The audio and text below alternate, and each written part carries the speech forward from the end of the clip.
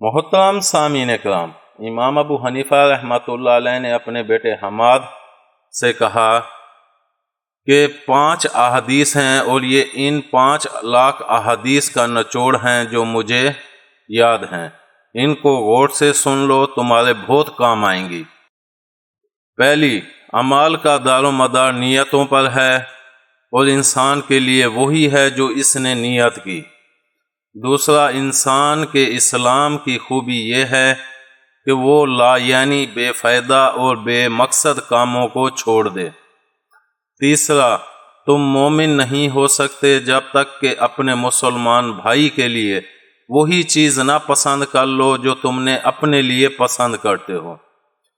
چوتھی، حلال بھی ظاہر ہے اور حرام بھی، اور دونوں کے درمیان مشتبہ کچھ چیزیں ہیں، ان کو بہت سے لوگ نہیں جانتے۔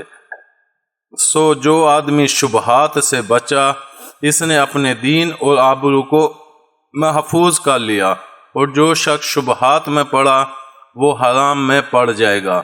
جیسے کہ کوئی چرواہا اگر اپنے ریوڑ کو کسی کھیت کی باڑ کے قریب چرائے گا تو اس کا ریوڑ اس دوسرے کے کھیت سے بھی چل لے گا۔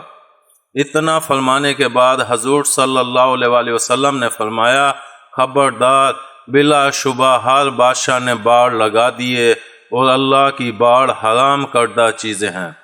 پانچواں، کامل مسلمان وہ ہے جس کے ہاتھ اور زبان سے کسی مسلمان کو تکلیف نہ پہنچے۔ یہ 5 احادیث بیٹے کو سنا کر فرمایا، ان احادیث کو آئینے کی طرح محفوظ رکھنا اور اپنے اعمال کا محاسبہ ان کے ذریعے سے کرتے رہنا۔ امید ہے آپ کو ہماری یہ ویڈیو پسند آئی ہوگی۔ پسند آنے کی صورت میں لائک کریں، کومنٹ کریں اور شیئر کرنا مت بھولیں۔ ملتے ہیں اگلی ویڈیو تک، اللہ حافظ۔